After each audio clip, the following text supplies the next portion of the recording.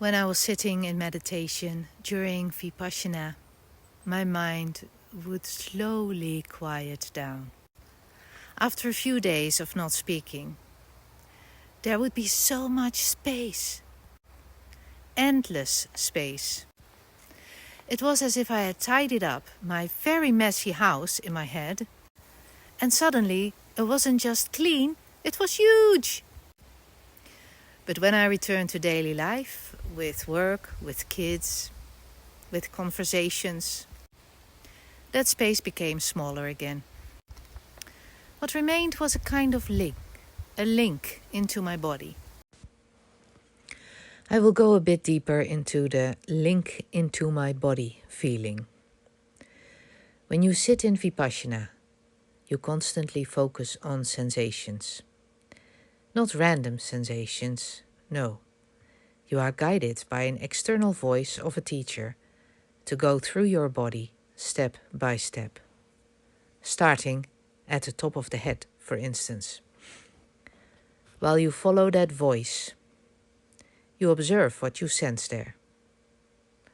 Because of sitting still on the ground an hour in a row, you can get pains everywhere. In your butt, your back, your neck. A cramp here, a twinge there. Sometimes very deep, sharp pains come up. In the meantime, you are simply following the voice of the teacher and its teaching. You are not going to give the painful areas attention just because they are painful. You stay with the teaching. And when you get to the painful area, you don't linger there longer, you simply continue. Can you imagine when you are doing this 10 days in a row, 3 times an hour in a hall with others, and the rest of the hours of the day on your own? You can probably see how deeply you would change, how ingrained the practice becomes. This is how, when you leave the 10-day Vipassana, you have a more natural link into your body, where some of your awareness remains. Later in my life, when I had many clients as a midwife, some of them would really want to learn to meditate with me. When I started meditating together with clients, helping them walk through their body, becoming aware of what is there in the deep dark space of your body, it became even more refined for me. I started sensing other people's sensations in their bodies, next to my own.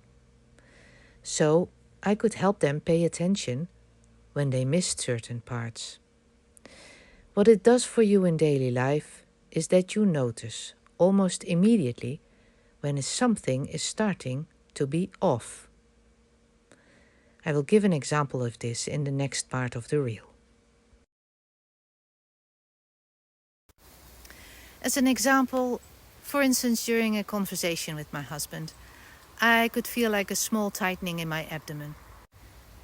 Instead of ignoring it, I would pause. And I would say, 1 moment, I need to look at something. Often that small tension turned out to be fear. Fear of not being heard. Fear of not having enough time. Fear of being pressured. And by noticing that fear, any potential argument would have dissolved before it even started. It doesn't necessarily fix everything, but it opens a doorway.